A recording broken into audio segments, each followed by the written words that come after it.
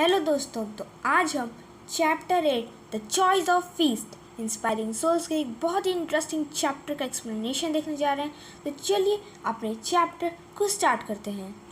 तो friends, chapter की शुरुआत में ही हमें बताया जाता है कि एक राजा जिसका नाम रहता है किंग गुत्सव, वो रहता है और वो एक हफ्ते के अंदर ही अपना राज्य छोड़कर जाता रहता है।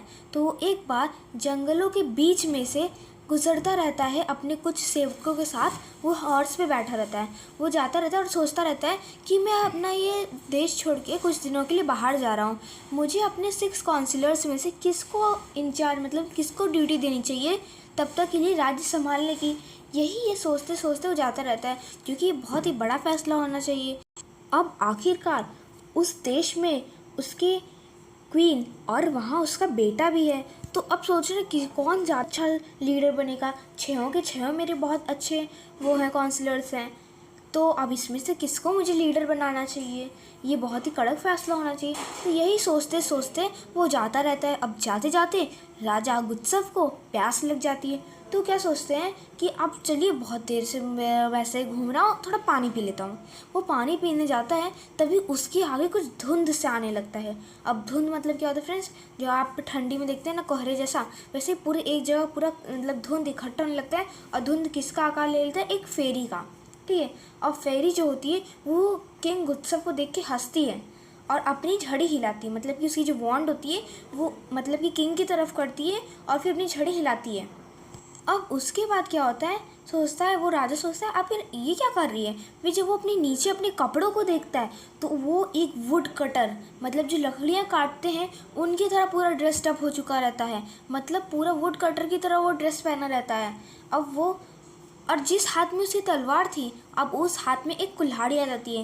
वो सोचने लगता है हो क्या रहा है। तभी फेरी जो है वो फिर हंसती है और अपनी जो छड़ी है वो हिलाकर एक मतलब कि पेड़ की तरफ दिखाती है। और तभी वो पेड़ एक वुड कटर की कॉटेज बन जाता है, मतलब कि जहाँ वुड कटर का एक घर बन जाता है छोटा सा, जिसमें वो रह सके। तो अब राजा को कुछ समझ नहीं आता, तो बोलता है अरे तुम हो कौन और तुम ये सब कर क्या रही हो मेरे साथ। फिर जो फेरी रहती है वो एक मीठी आवाज़ में बोलती है, योर मैजेस्टी, आपको जल्दी ही अपने 6 काउंसिलर्स की मदद करने का मौका मिलेगा, पर एक बात मत भूलिएगा, आप उन लोग को अपने डिनर पे ज़रूर इनवाइट करिएगा। अब इतना कहते ही वो जो फेरी रहती है वो तुरंत वैनिश हो जाती है।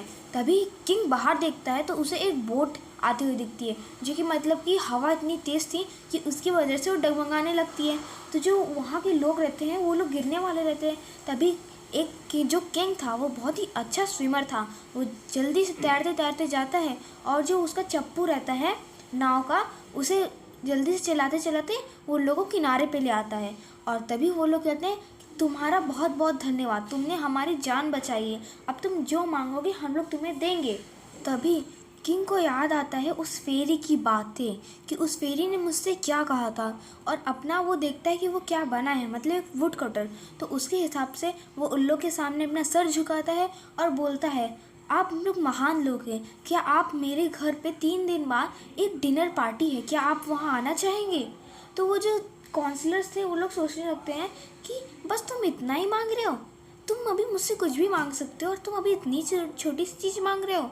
तो वो जो मतलब कि किंग रहता है, जो भी वुड कटर का रूप लिया रहता है, वो बोलता है कि आप इतने बड़े लोग हैं, अगर आप मेरे पार्टी में आएंगे तो मेरे पूरे परिवार के सामने मेरी कितनी इज्जत बढ़ जाएगी कि आप तो राज परिवार से मतलब बिलोंग करते हैं, तो उनकी उन सारे फैमिली के सामने उनकी रिस्पेक्ट बढ़ जाएगी। ठीक है, तो इसलिए वो बुलाते हैं, वो उन लोग के वो सहमत हो जाते हैं। सारे काउंसलर्स बोलते हैं हाँ ठीक है हम लोग आ जाएंगे, पक्का आ जाएंगे। ठीक है, अब रात में जब वो जो वुड कटर रहता है मतलब जो राजा रहता है, वो अपने वापस से राजा की तरह ड्रेसअप हो जाता है किंग उत्सव की तरह, और अपने बेड पे बैठा रहता है। तभी वापस से वो धुंध प्रकट होता है और मतलब कि फेरी वापस से आ जाती है। फिर वो बोलती है महाराज, मतलब कि सॉफ्ट वॉइस मतलब मीठी आवाज़ में वापस से बोलती है महाराज, आप अब अपने जो काउंसलर्स हैं अब उनको अपने महल पे इनवाइट करिए। वहीं उसी दिन अपने महल में उन लोग को इनवाइट करिए। तो फिर वो किंग बोलता है पर ऐसा कैसे हो सकता है, वो लोग तो एक समय में एक ही पार्टी में आ सकते हैं, और वुड कटर मतलब मैंने उन्हें यहाँ पे पहले इनवाइट किया है, तो कैसे लोग मेरे पार्टी में आएंगे। और वो बोलती है हाँ, और यही कह के जो फेरी है वहाँ से गायब हो जाती है। फिर अगली सुबह जो किंग रहता है अपने सारे काउंसलर्स को एक जगह इकट्ठा करता है और फिर उन लोग से बोलता है कि मुझे पता चल गया है कि तुम सब में से कौन सबसे सही है मेरी जो मतलब मेरा राज्यपाट संभालने के लिए जब मैं यहाँ नहीं रहूँगा।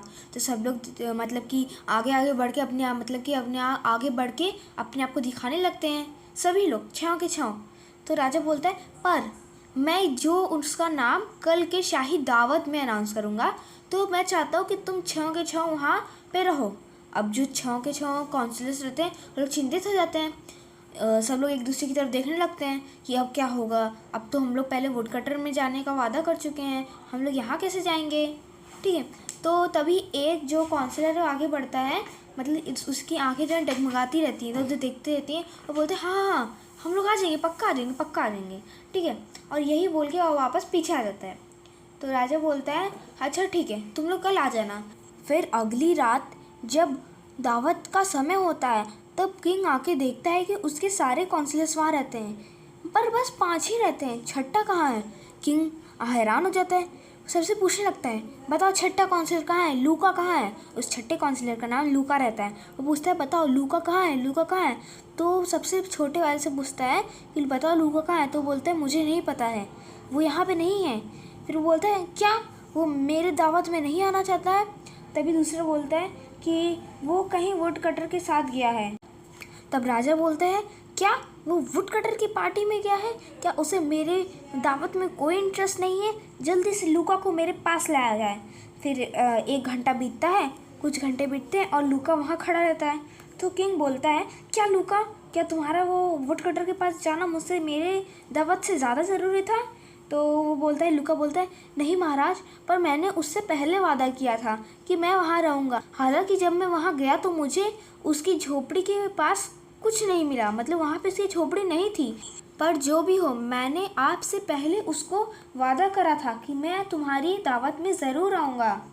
और ये सुनकर लूका का मतलब ये सेंटेंस सुनकर जो राजा रहते हैं अपने जो राजगद्दी से उतर कर नीचे आ जाते हैं और वो लूका से कहते हैं मैं तुम्हारे इस वादे मतलब तुमने जो वादा किया तुमने उसे निभाया, इससे मैं बहुत ज़्यादा खुश हूँ। तुमने मेरा जो गुस्सा था उसे एकदम कम कर दिया है और तुमने दिखाया है कि एक अच्छा ईमानदार व्यक्ति क्या होता है। अब मैं अपना पूरा राजपाट आराम से छोड़कर जा सकता हूँ और अपने परिवार की चिंता भी मुझे नहीं करनी पड़ेगी। दोस्तों, जब आप किसी से किया वादा नहीं निभाते तो आप उस व्यक्ति को यह संदेश देते हैं कि आप उसकी कद्र नहीं करते। अगर आप छोटे छोटे वादे भी तोड़ देते हैं तो दूसरे लोग समझ जाते हैं कि वो भरोसे के लायक नहीं हैं। याद रखें, टूटे हुए वादे से हमारे रिश्तों में छोटी छोटी दरारें पड़ जाती हैं।